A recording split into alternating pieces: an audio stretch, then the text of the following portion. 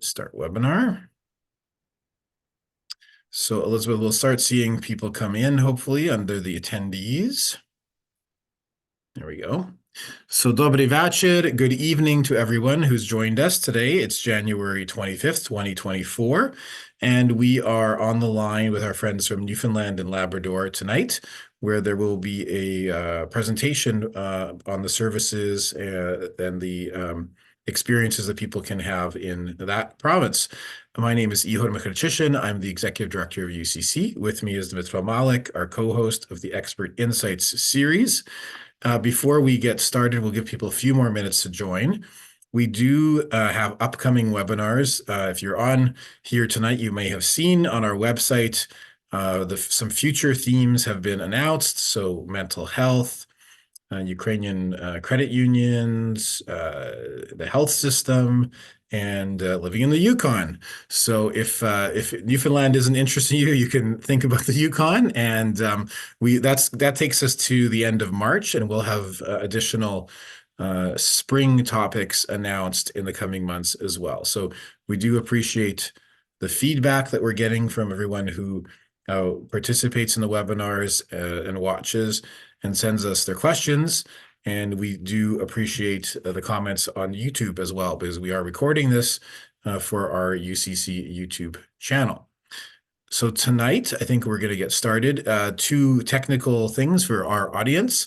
If you would have a question or a comment, you can press Q&A. Ви можете натиснути Q&A вниз вашого екрану. That means you can type in a question or a comment for Elizabeth, who's our presenter, for Dmitro, my co-host, for us to read or ask at the end of the presentation. The other thing you can do is you can listen in Ukrainian. So I'm speaking in English right now, but at the bottom of your screen is a little globe interpretation. You can switch to Ukrainian. Pani Ivana is our able, trusty interpreter, and she is on the Ukrainian channel. So you can listen to me and improve your English, or you can, Elizabeth, or you can switch to Ukrainian and actually understand what is being said. Ви можете вибрати на котрій мові ви хочете слухати нас на вечір. So I think without further ado, we're going to turn it over to Elizabeth Aris, and some of her colleagues are with us tonight as well for the Q&A section, Tiffany and Rodney. So Elizabeth, I'll ask you if you can share your slides once again, and then I will turn it over to you to introduce yourself and begin our presentation. Perfect. Okay, Good evening. Over to you. Great, thank you. Good evening, everybody. My name is Elizabeth Aris, and I am the Associate Director of Ukraine Services, or I was the Associate Director of Ukraine Services. I've moved on to a different position right now within the Association for New Canadians, and Rodney Mitchell is the Associate Director of Ukraine Services right now, so he's joining the line. I figured it was too much to drop him into this after being on the job for a couple of weeks, but as well, manager of Ukraine Services team here with the Association of Canadians as well. And Tiffany is full of knowledge when it comes to this, refer to her expertise as well.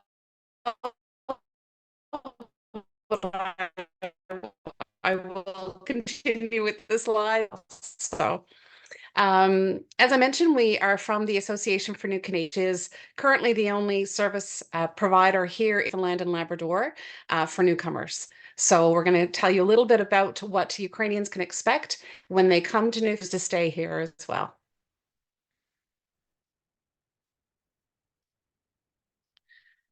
As I move on to my slides. Whoops.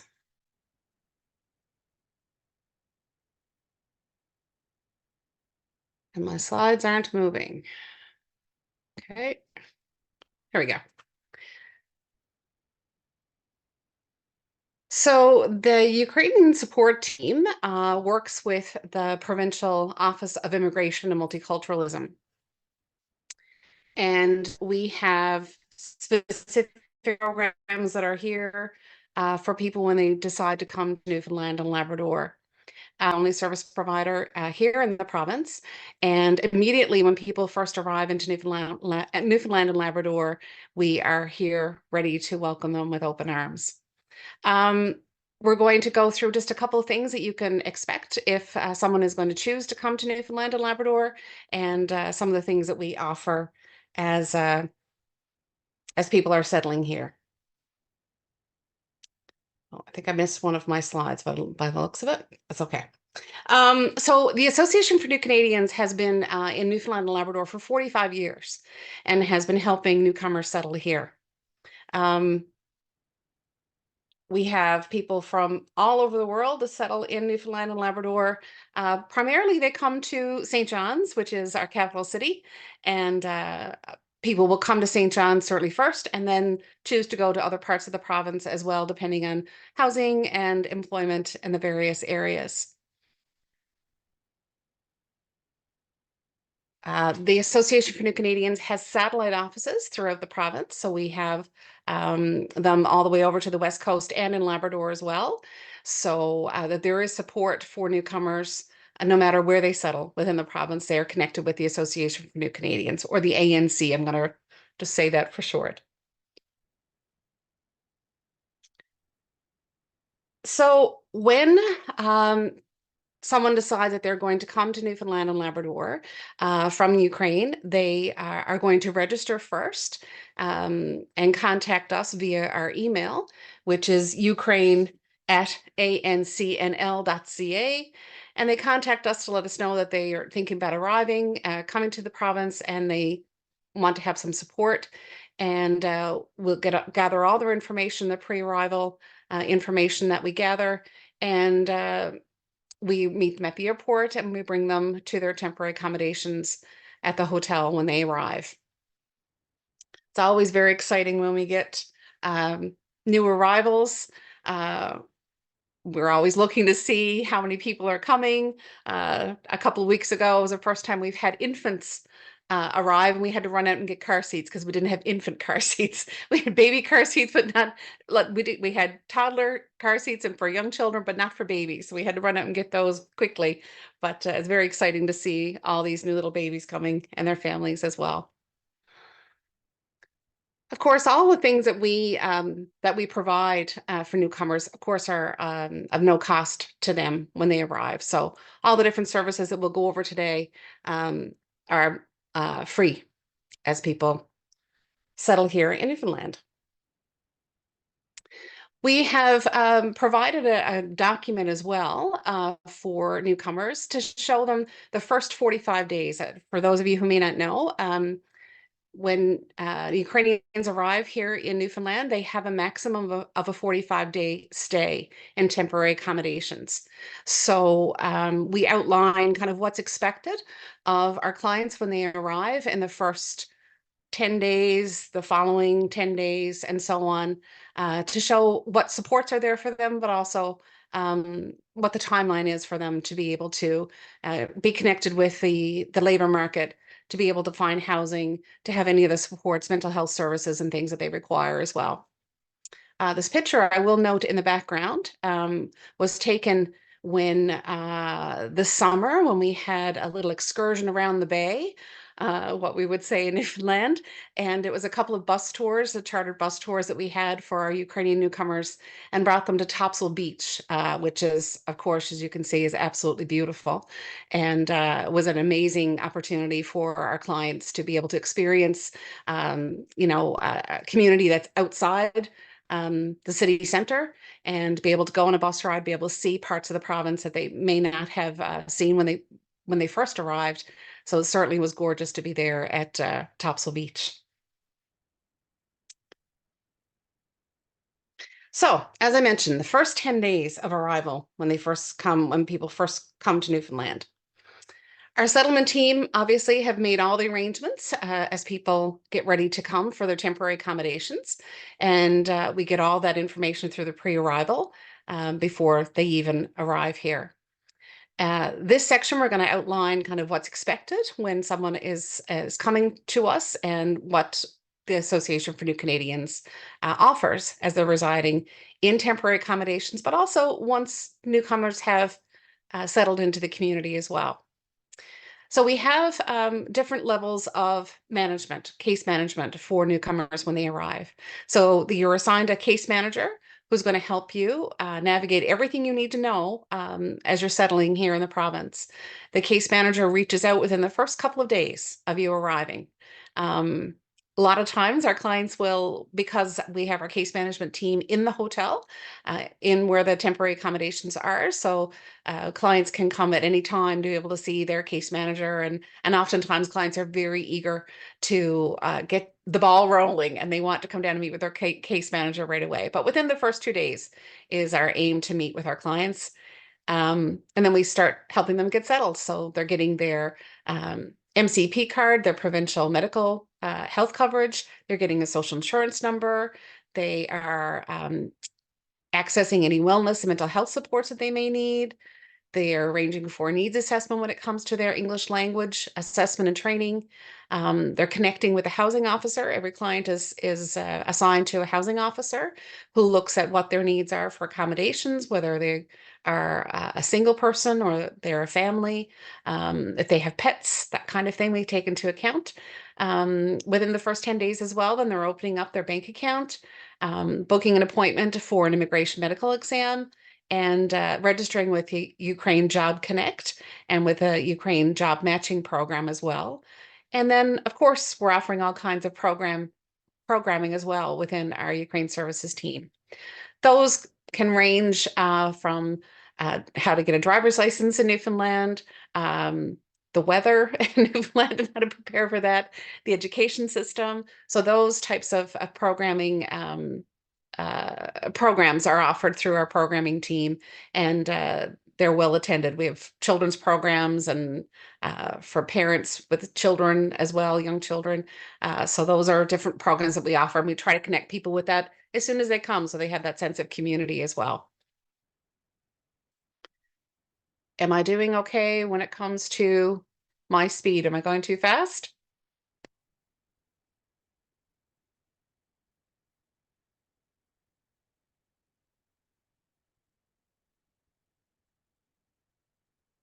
Okay, day 11 to 20. So when our clients have arrived and they have had the first 10 days and they have a lot of busy things that are happening in their lives, we're moving into more opportunities then for employment and getting their CVs done, meeting with employment officers, making sure that they have all the information they need in order to settle here in Newfoundland and Labrador. By this time, usually their IMEs are done and they are in regular contact with their case manager, and they're attending all the meetings that they need to as well with their employment officer, getting their resumes done. They might be doing mock interviews, they might be having real interviews to help them with their employment search.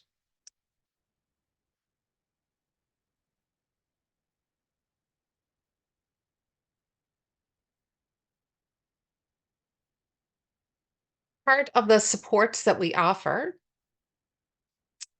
also include, as I mentioned, employment interviews. So they're getting help with our employment officers, learning how to do the interviews, helping with their resumes.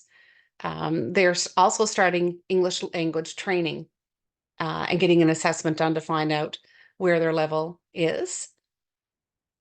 They're continuing their housing search for permanent accommodations. And they have regular contact with their housing officer, employment officer, and their case manager.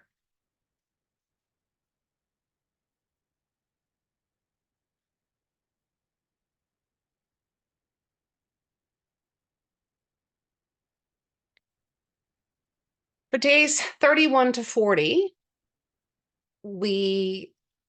clients certainly know that their stay in temporary accommodations is at maximum 45 days. I believe that's the longest that there is in Canada for temporary stays. So it's really important that we have that regular communication with clients so that they know that by the 45th day that their stay in temporary accommodations would be over. And so we want to make sure that they've taken advantage of all of the supports that are available to them as soon as they arrive. So at the end of that 45 days, our hope is that our clients will receive employment, that they're able to move out of temporary accommodations and into permanent accommodations in the community. And of course, once they do, they still have ongoing support from the ANC and from all the different levels when it comes to housing, employment, case management. They still have access to all those supports, even after they move out of temporary accommodations.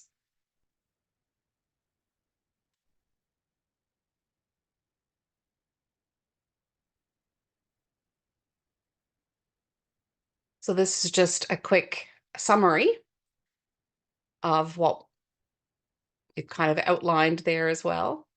There is temporary accommodations for a maximum of 45 days when you arrive in Newfoundland and Labrador. You have drug coverage and health coverage, so MCP and the Newfoundland and Labrador drug prescription drug program. So that's what NLPDP stand for. We're helping newcomers find support, find housing or apartment to rent.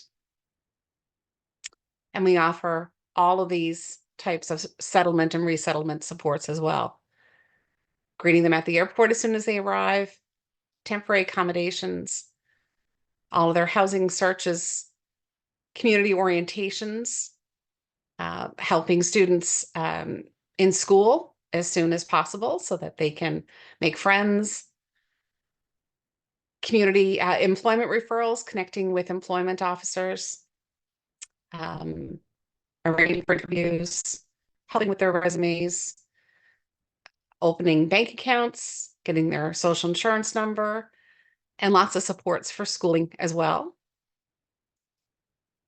One thing I haven't mentioned yet is our homestay hosting program. So the government of Newfoundland and Labrador offers a hosting program through the ANC, where we have people in the community who are willing to have a room or maybe a basement apartment, and they're willing to have a newcomer, and they want to have a newcomer come stay with them. So it's a vetted process. People have to apply. There's we do background checks. They have to have a criminal record check done. There is home visits done, site visits to make sure that it's suitable. We do interviews with both the host and the client, and then we try to make a match.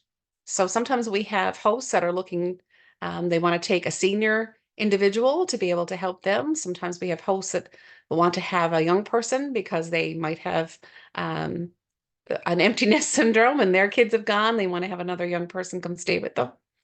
And we try to make a match. And if we are successful, the government will offer a $1,000 stipend for the host family for a month, $1,000 stipend a month for a maximum of 5 months. So the program has been successful, and we currently have 12 people enrolled in the program, various parts of the program, and some are just coming to an end at the end of their 5 months, and some are just beginning.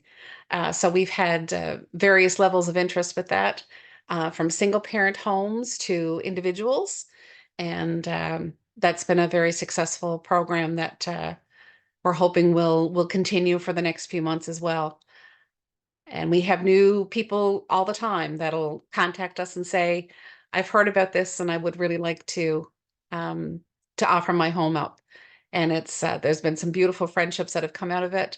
And some hosts have actually decided after the 5 months they're no longer receiving the stipend, that they want to continue to have their newcomer stay with them because they're part of their family now. So that's been a beautiful part of that program for sure.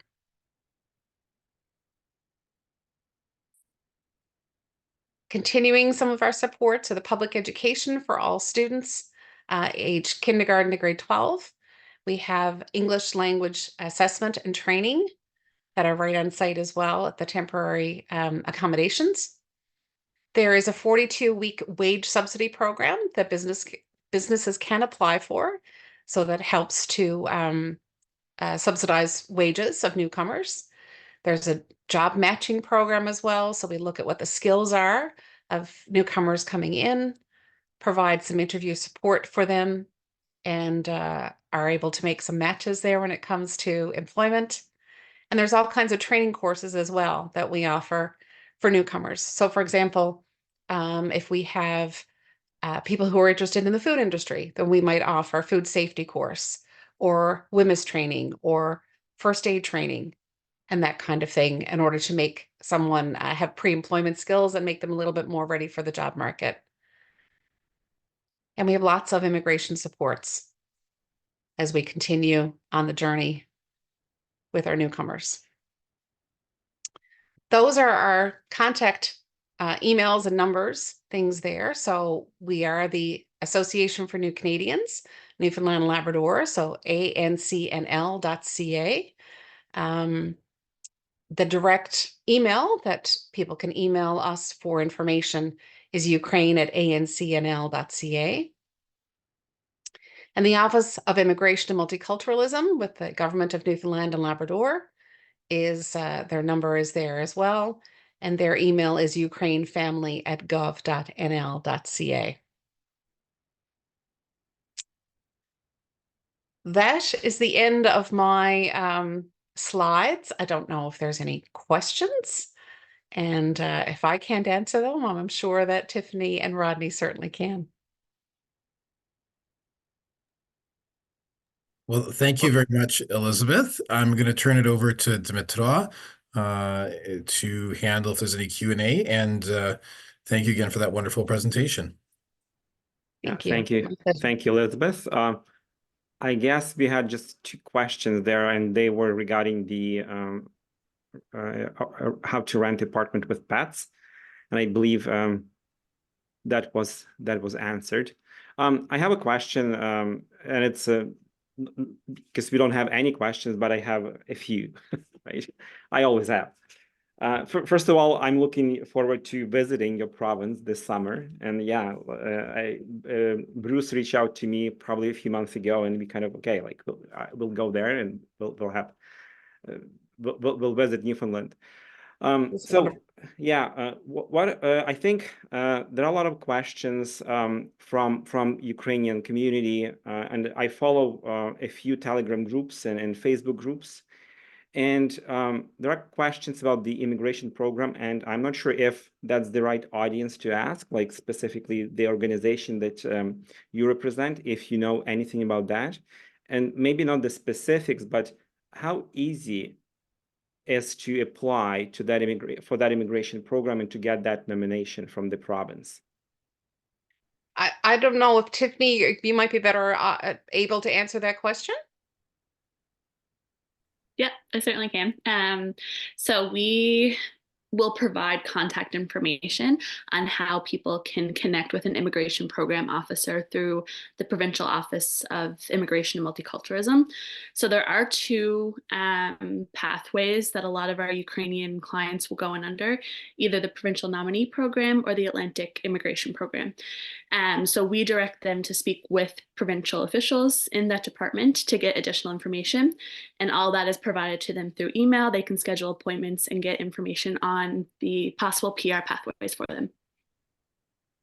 Great, thank you. Oh, now we are getting some questions. And I think that those are probably two similar questions. One is in Ukrainian and one is in English. So the one in English is, can we live in temporary accommodation if we'll move from another province? We're now in Quebec.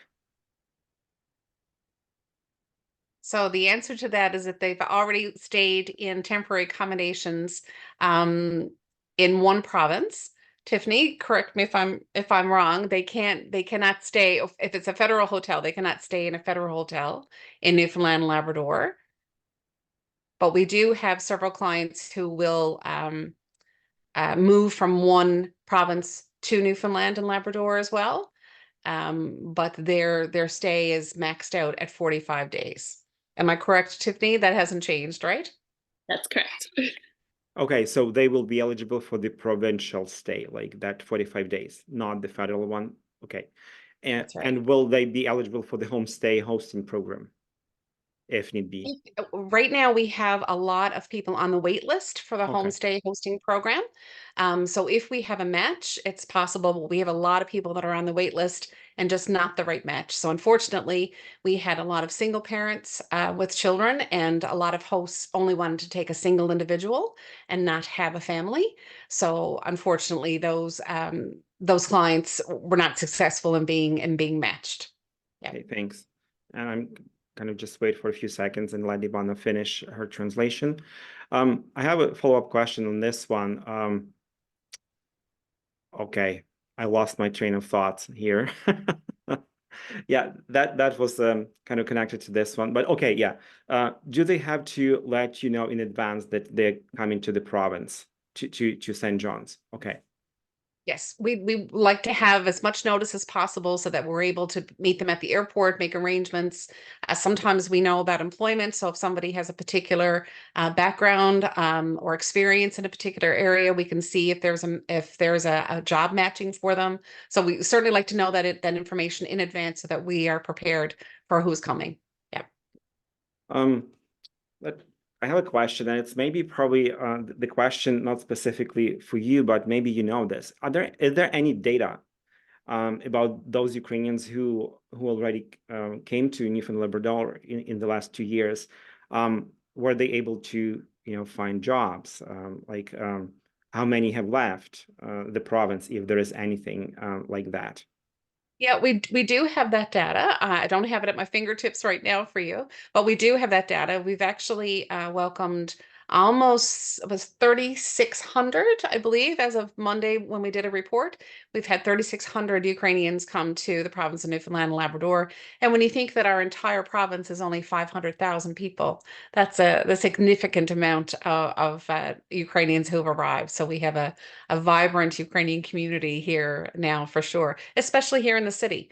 In St. John's, it is our capital city, and there's about 100,000 people that live in St. John's, and the majority of Ukrainians who've arrived have stayed here in St. John's as well. Okay. And this temporary program that you have in place for Ukrainians, will it continue after that deadline, March 31st or not? That's the magic question. We'd all like to know that. We really don't know.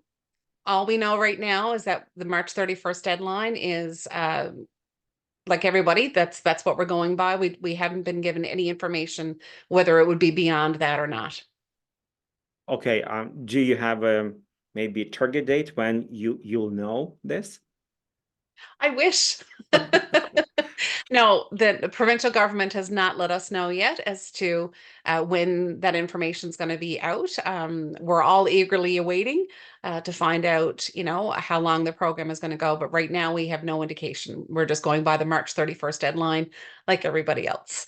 Okay. I have another question, and again, it's probably one of those. Do you? And I do know that you have those language courses available for Ukrainians, but is there any waiting list? Like, are those courses available to everyone, or do they have to wait? And if yes, then for how long? Yeah, great. It's a great question. We do have a wait list of people waiting for various levels. We offer everything from pre-benchmark all the way up to a level 7, 8. So CLB 7 or 8. So it's quite a range. There's tends to be more of a wait list for CLB. Tiffany, correct me if I'm wrong, but the CLB 3 and 4, I think, is where a big wait list is. That seems to be where a lot of people kind of are. So sometimes there can be a wait list for that.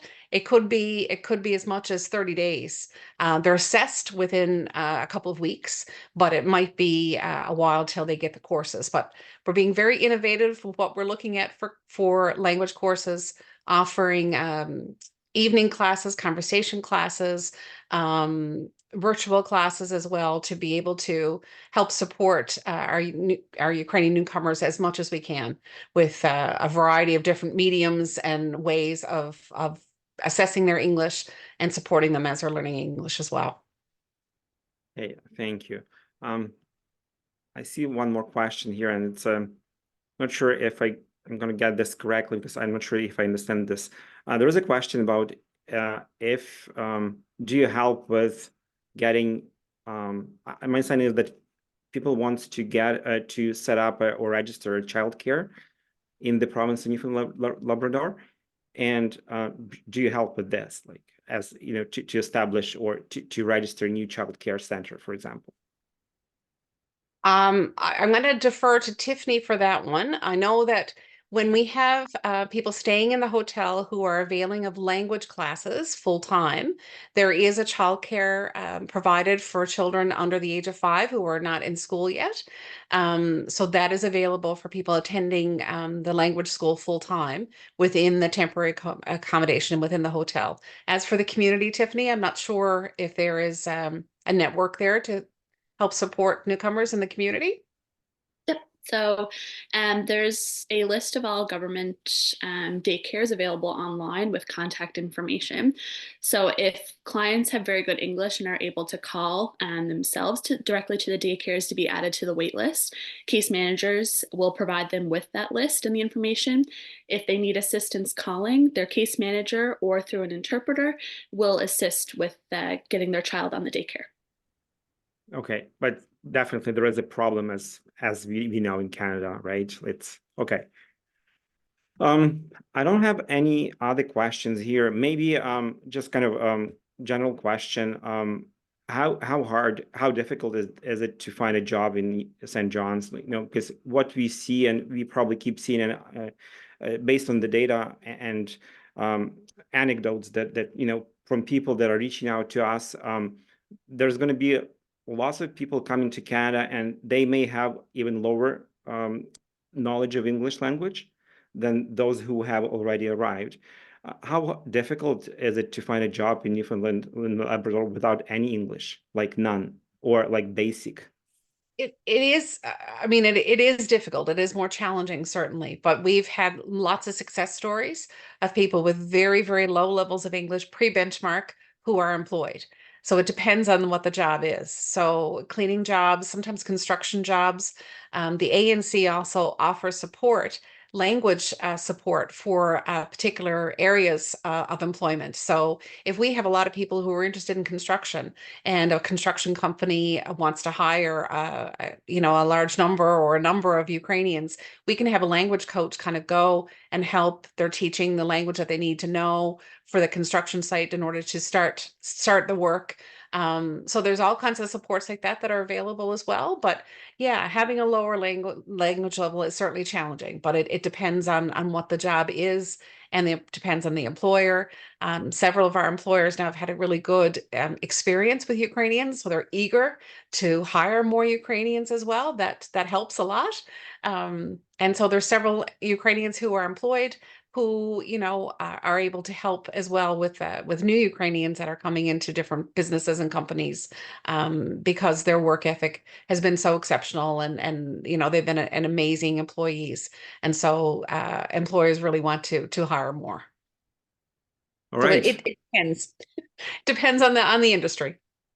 Okay, thank you, Elizabeth. I don't think we have any more questions. Ihor? No, I think that's it. There is actually, see, one more question about driver licensing and trucking industry. Is there anything? I know that was a question about a year ago. Somebody had asked me about sort of our driver's licenses from Ukraine recognized. What's the process for reader certification? Is that something you can share about, or is that something we can give people information on finding a link? It's my understanding that Ukrainian driver's licenses are recognized in Newfoundland and Labrador, so that helps facilitate that. Tiffany, is that just a class 5, just the regular car, or is it also with the truck licenses and things? It would just be with the class 5, but if they need the truck driver's license or any other class, Ukraine Job Connect will assist with helping them get connected with the training needed to do the upgrade of the license. Ukraine Job Connect. Okay. Is this a website or it's a service? Yeah, so it's our employment center. Okay, thanks. Okay. So I'm going That's the employment to, center that's offered through the Association for New Canadians. Yep. Okay. Ukraine Job Connect Employment Center. So we will have this up on our YouTube tomorrow with the presentation. Thank you to Elizabeth and her team. Thanks to the Canada Ukraine Foundation for their support of this series. I look forward to coming to Newfoundland as well to meet our new Ukrainian community. We've certainly met with them a lot online, but I have not been out there physically yet to meet them. But it's great information, and it's great to see the community growing in Newfoundland. And thank you to Elizabeth and your team for the presentation and for the work you're doing to support our community and our newcomers there. We know that it's very valuable and very appreciated. So on that note, I think we will wrap up tonight a little earlier than usual. If anybody wants to go to our website and take a look at the future webinars, you can take a look at future weeks. I'll just pop that up here on ucc.ca. Expert Insights, you can register in advance for any of our other webinars coming up. Or if you scroll down to the bottom of the page, you can find the recordings from all of the previous ones from this fall that are there for you as well. So дякую, Dmytro, дякую, Ivana, our translator, to Elizabeth and your team. Thank you for the great work that you're doing. And we look forward to keeping in touch. Good night. Night.